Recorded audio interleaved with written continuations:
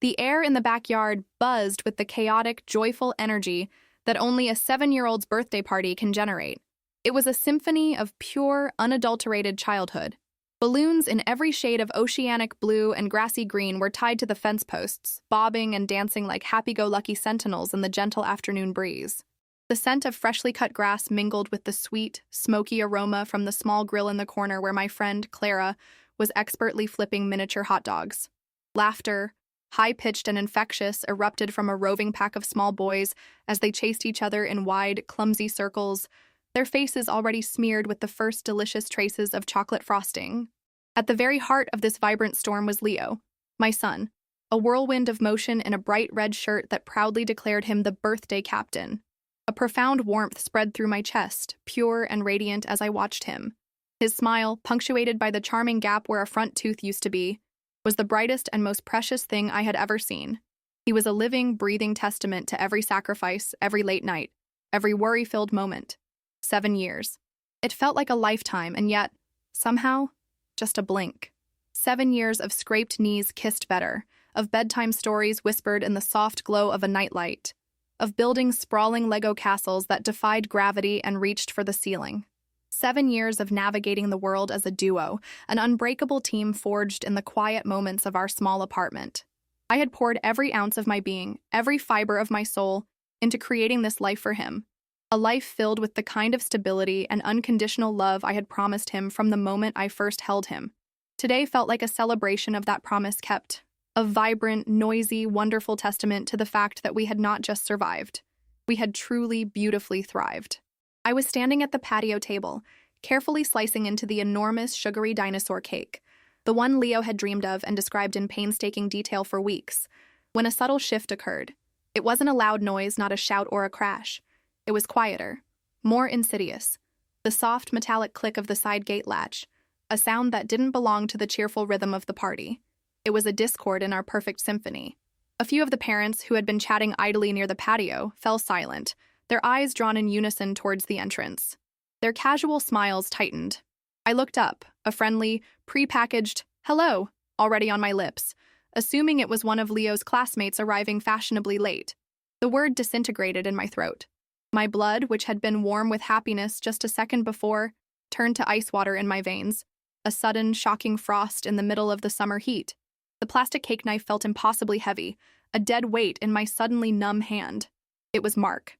He hadn't changed, not in the ways that mattered. He was taller than I remembered, or perhaps the weight of the last 7 years had simply made me feel smaller. The same dark, unruly hair, now flecked with a few surprising threads of silver at the temples that he hadn't earned the right to have. The same sharp jawline I once knew so intimately. But his eyes were utterly different. They held a deep, unfamiliar uncertainty, a hesitance that looked alien on the face of the confident, almost arrogant man I had once loved, the man who had looked at the world as if it owed him everything. He stood awkwardly just inside the gate, his hands shoved deep into the pockets of his jeans, a ghost at a feast. He looked utterly out of place amidst the bright colors, the joyful noise, the life he had abandoned. 7 years. 7 years without a single word. No phone call to see if his son had survived his first fever. No letter on his first birthday. No explanation. He had walked out on a gray Tuesday morning, promising to be back in 10 minutes with a pack of cigarettes, and had simply never returned. He left me with a 6-month-old baby, a pile of unpaid bills, and a world that had crumbled into dust at my feet. Now here he was, a phantom from a forgotten grave, standing on the edge of the world I had painstakingly, tearfully rebuilt from the ashes. My heart hammered against my ribs, a frantic, trapped bird beating its wings against a cage. A violent storm of emotions warred within me. Rage, white-hot and blinding, screaming for him to leave. Fear, cold and sharp, for the confusion this would cause my son. And beneath it all, a confusing, deeply unwelcome flicker of a long-dormant sorrow. My first instinct was primal, purely protective. I placed the knife down on the table with a trembling hand and took a deliberate step forward, physically placing myself between him and the swirl of children, between him and Leo. "Sarah," he said. His voice was rougher than I remembered, deeper, as if filled with the gravel of years of silence. "What are you doing here, Mark?" I kept my own voice dangerously low, a tight, controlled whisper, praying the ground would open up and swallow him whole. He flinched, a barely perceptible movement, but I saw it. I heard it was his birthday. A friend mentioned it. I wanted to see him. See him? The words were acid on my tongue. You don't get to just see him. You don't get to do any of this. You gave up that right 7 years ago when you walked out that door. The party had ground to a halt. The other parents were now openly staring, their light-hearted conversations tapering into an uncomfortable, heavy silence. They tried to feign interest in their paper plates, but their eyes kept darting between me and the intruder. The joyous bubble we had all been floating in had been pierced, deflated by the sudden crushing weight of a past I never wanted to revisit. And it was in that tense, frozen moment that the red-shirted whirlwind of my son stopped spinning. Leo, my bright, intuitive, beautiful boy, had sensed the change in atmosphere. He stopped chasing his friends mid-stride, his laughter fading as his gaze followed the sightline of all the adults. He looked from the strained faces of my friends to the strange, tall man standing nervously by the gate.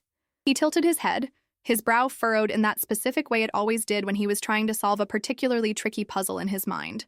He looked at Mark, a long, curious, unbroken stare.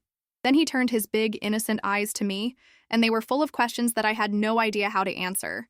The world seemed to shrink with breathtaking speed, collapsing in on itself until the only things that existed were me, the ghost from my past, and the bewildered little boy standing in the grassy expanse between us. The cheerful pop music still playing from the small speaker on the patio table was a grotesque soundtrack to the sudden, suffocating tension. It was a song about summer love, now serving as the backdrop to a 7-year-old wound being torn open. My friend Clara, ever loyal, had abandoned her grill duties entirely. I saw her out of the corner of my eye, a silent, furious sentinel moving purposefully toward me. Her face, usually so quick to smile, was a mask of thunderous concern and a fierce, protective anger on my behalf. She caught my eye and mouthed, "Want him gone?" I gave her a nearly imperceptible shake of my head, a gesture that cost me a universe of effort. This was my storm, my monster, my past. I had to be the one to face it. My mind raced, a chaotic scramble of thoughts and fears, trying to find the right response, the right sequence of words to contain this explosion before it could send shrapnel tearing through my son's perfect day. Every maternal instinct I possessed screamed at me to shield him. Don't let him see your fear. Don't let him see your rage. Don't let him see that this man is a wound you thought had finally, blessedly scarred over. For 7 years, I had been Leo's sun, his moon, his entire sky. I could not let him see me eclipsed by this shadow. "You need to leave," I said to Mark. My voice was a blade, sharpened on the stone of 1,000 lonely nights and 10,000 whispered fears. "Right now." "Sarah, please," he started, taking a clumsy half-step forward before stopping abruptly, as if he'd run into an invisible wall of force. My posture, my glare, my very stillness was that wall. Just for a minute, I swear I won't cause a scene. A laugh escaped my lips. It wasn't a sound of humor. It was a hollow, brittle, broken thing. "A scene?" I echoed, the word dripping with disbelief. "Your presence here is the scene, Mark. Your very existence in my backyard is a 5-alarm fire. You are a walking, breathing catastrophe. You don't get to just materialize after 7 years and expect a welcome mat." He looked past me then, his gaze locking onto Leo with a desperate intensity. The hard, indifferent mask he used to wear, the one that had always projected an air of cool detachment, seemed to crack and crumble right before my eyes. The uncertainty I'd first noticed in his eyes morphed into something raw, something that looked terrifyingly like anguish. It was an expression so foreign on his face that the sight of it was deeply, fundamentally unsettling. He had been a man of easy smiles and quick departures, not one for these complicated, messy, gut-wrenching emotions. Before I could repeat my command, steeling myself to physically stand in his way if I had to, Leo took matters into his own small hands. He started walking toward us, his steps small but shockingly deliberate across the grass. He was no longer looking to me for answers. His full, undivided attention was on the stranger who had silenced the party.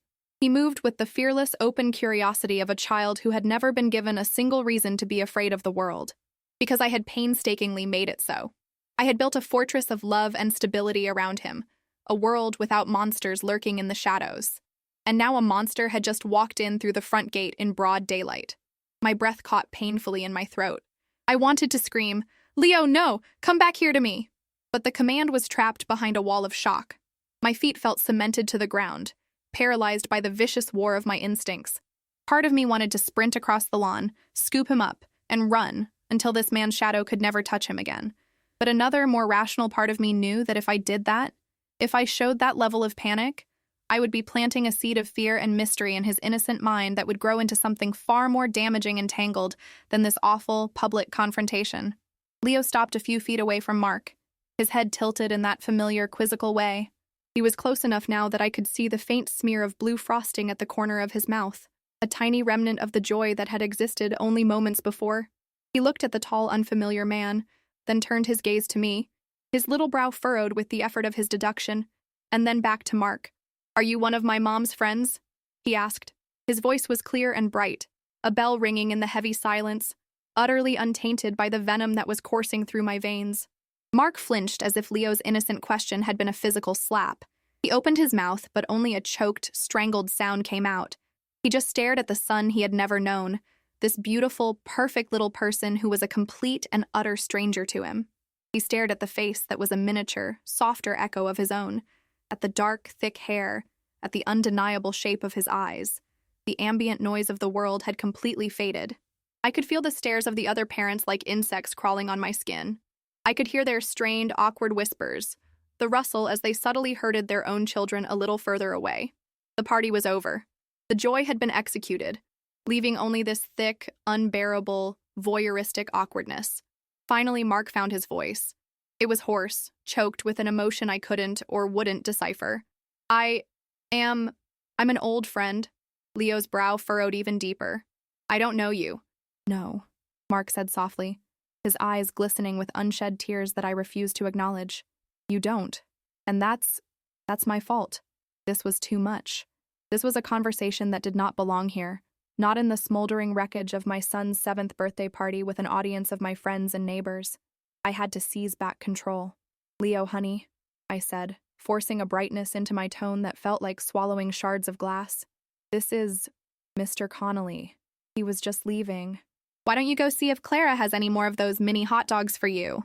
I weaponized his last name, Connolly, trying to put a formal, unbreachable distance between them, to categorize him as a non-entity, a forgotten acquaintance. But as I said it, I saw Leo's mind working. He was a terrifyingly smart kid.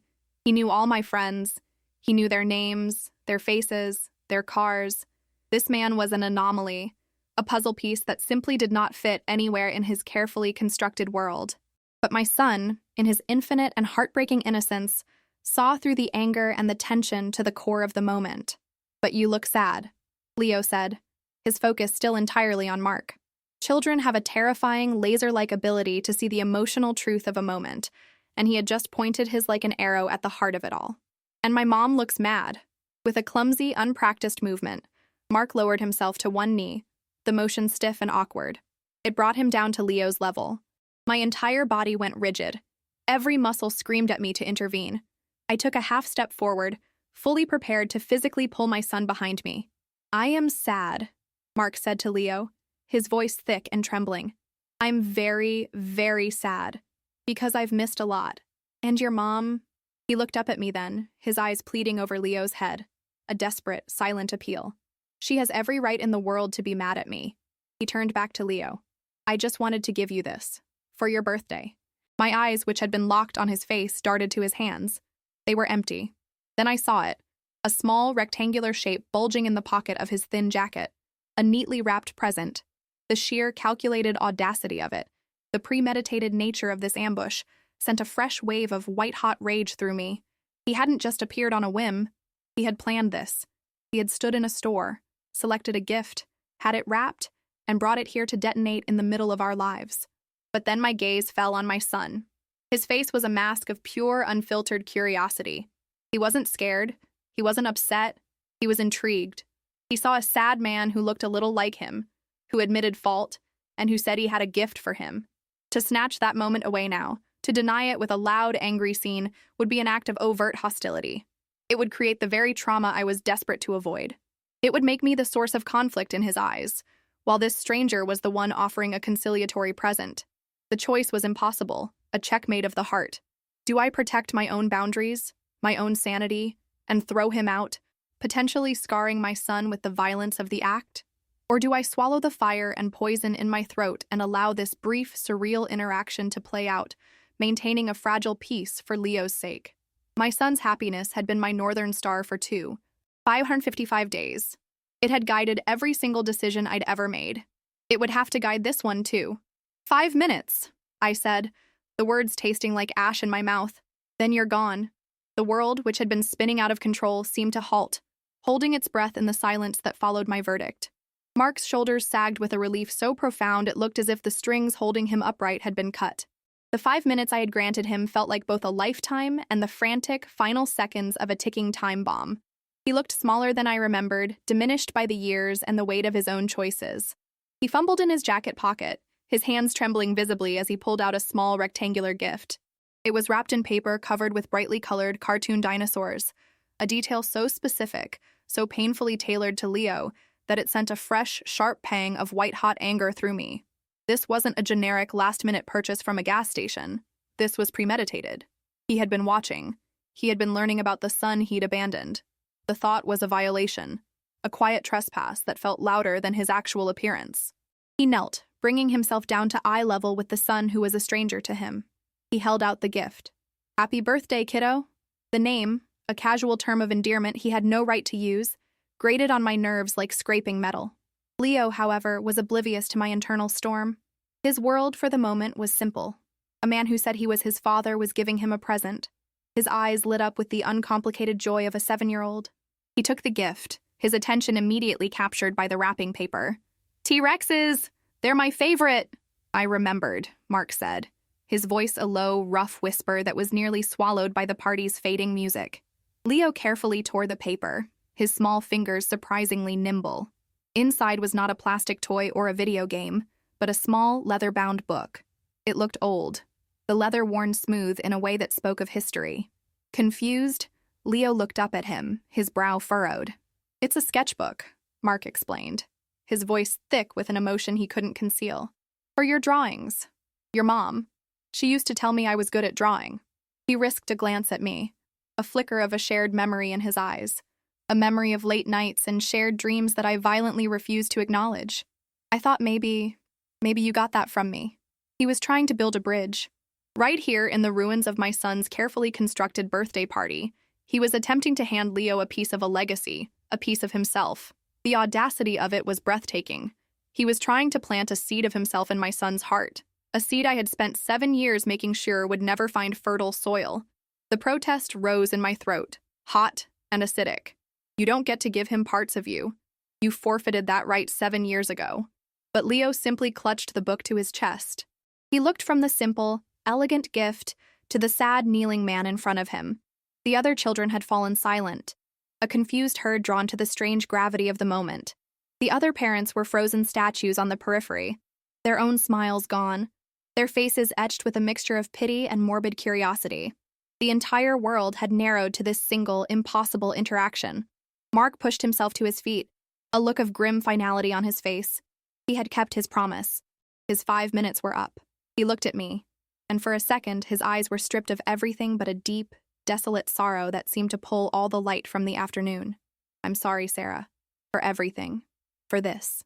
He gave Leo one last, lingering look, a look that drank in every detail of his son's face, as if trying to memorize him for another 7 years of absence.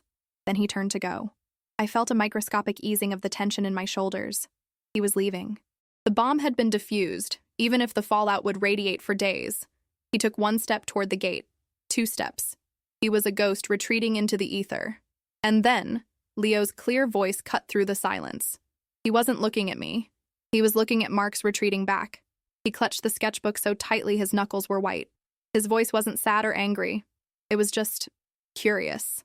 A simple, logical question from a 7-year-old boy trying to make the pieces of his world fit together. "If you're sad you missed this birthday, does that mean you're coming to my next one?" The world didn't just stop. It shattered. The air turned to glass, threatening to crack at the slightest sound. The light breeze died. The distant pop song from the speaker abruptly ended as another parent, seeing the horror of the moment unfold, finally killed the music. Mark froze mid-stride, his back going ramrod straight as if he'd taken a bullet. I saw his shoulders tense, his hands clench into tight white fists at his sides. Every parent in the yard went still, their faces a collective mask of shock and profound pity. They were no longer just watching a domestic drama. They were witnessing a moment of pure, unintentional, emotional devastation. They were witnessing a child's hope, as bright and blinding as the sun, collide with the dense, dark star of an adult's failure. I couldn't breathe. The question hung in the air, shimmering with a terrifying, innocent hope. It wasn't about the past. It wasn't about abandonment or my anger or the 7 years of crushing silence. It was about the future. It was a simple request for a promise, a hand extended into next year, offered by a boy who had no idea that the man he was asking had never kept a promise in his life. Mark slowly, so very slowly, turned his head. He didn't turn his body, only his head. He looked over his shoulder, and his face was utterly ravaged.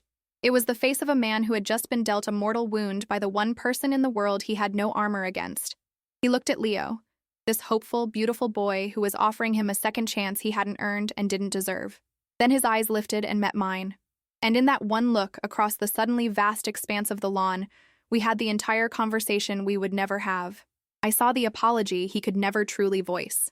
I saw the regret that was 7 years too late, and I saw the soul-deep, agonizing understanding that he was trapped. He couldn't answer the question. He couldn't say yes. It would be a lie, another promise destined to be broken. And he couldn't say no. It would be an act of cruelty too great to commit to his own son's face. Both options were a unique kind of damnation. He held my gaze for a second that stretched into an eternity. He gave the slightest, most infinitesimal shake of his head, a gesture meant only for me. A final, silent confession. I can't. And then he turned and walked out the gate, closing it softly, deliberately, behind him. He didn't run. He just vanished. The ghost was gone. The silence he left behind was louder and more deafening than any shouting match could ever have been. Leo stood there, clutching his new book, his question unanswered, a confused frown now clouding his bright face. "Mom?" he asked, turning to me, his voice small and uncertain. "Where did he go?" I finally found my breath, my lungs aching. I walked to him, my legs feeling like lead, and knelt in the damp grass, pulling him into a hug so tight it was almost desperate. I buried my face in his hair, which smelled like sunshine and birthday cake, and a childhood that had just been irrevocably complicated. "I don't know, honey," I whispered, the lie tasting like ash in my mouth. "I don't know." I held my son, the center of my universe, and looked at the closed gate. The party was over. The guests would soon leave with sympathetic glances and hushed whispers. But for the first time in 7 years, the ghost in our house had a face. And I knew, with a certainty that chilled me to the bone, that even though the man was gone, the ghost would never truly be gone again. The silence he had left behind had been broken, replaced by a single, impossible question that would echo in our lives for a long, long time. The hours that followed were a blur, a surreal pantomime of a birthday party. Clara, my rock, moved with quiet efficiency, her presence a comforting shield. She cranked up the music, herded the other kids toward the still uncut dinosaur cake with a forced, booming cheerfulness, and began organizing a game of tag. She was trying to stitch the joy of the day back together, but the tear was too great. The other parents, bless them, took her cue. They helped serve the cake, their smiles tight, their conversations unnervingly polite. They avoided my eyes, not out of judgment, but out of a shared, awkward pity. They were all good people, my friends, but this was a wound too personal, too deep for any of them to touch. I moved through it all like a sleepwalker, an automaton programmed to smile and nod. "Yes, he loves the new scooter. Thank you, it's a lovely card." Each word felt like a betrayal of the chaos raging inside me. My entire being was still vibrating from that final, silent exchange with Mark, that infinitesimal shake of his head. I can't. It wasn't a rejection of Leo. It was a confession, an admission of his own brokenness. He knew he couldn't make a promise because he was a man built of broken promises. For the first time, I hadn't seen the callous, selfish man who left for cigarettes. I had seen a man trapped in the prison of his own character, and the sight was more terrifying than my anger had ever been. Leo, for his part, seemed to recover with the beautiful, heartbreaking resilience of a child. The sketchbook, a totem of the strange interlude, was placed carefully on the patio table, away from the sticky fingers and spilled juice. He ate his cake, he opened his other presents, he laughed as he chased his friends.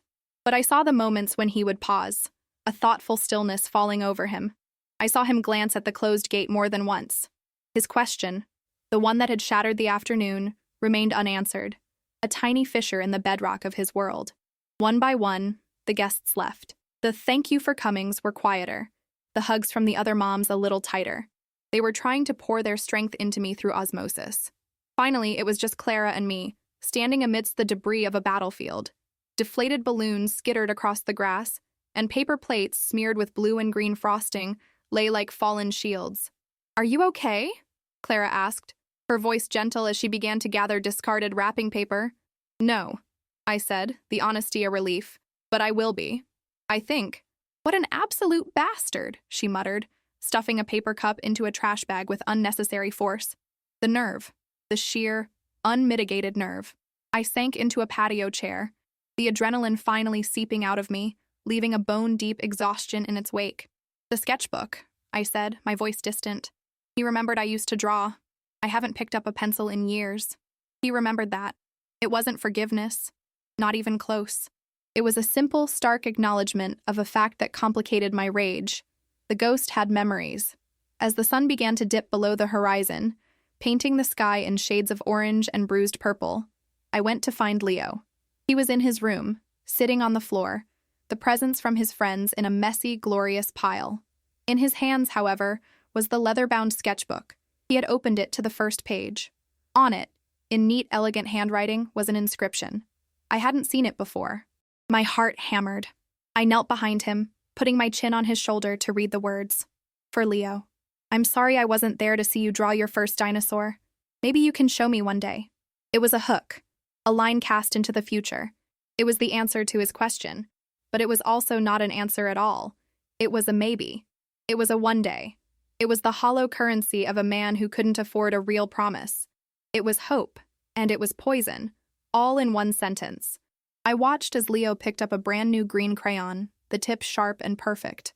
He pressed it to the pristine white page. He paused, his brow furrowed in concentration. He was deciding what to draw. He was starting his side of the conversation. As I held my son, I knew the story had changed. For 7 years, the story had been simple. It was me and him against the world, a world where his father was a phantom, a non-entity. But Mark had walked out of the shadows and into the sunlight. He had a face. He had sad eyes. He had given my son a book full of empty pages. And as Leo's hand started to move, to create the powerful legs and spiky tail of a Tyrannosaurus Rex, I understood. The silence was over. That was the gift. And that was the curse. For 7 years, I had been able to write the story myself.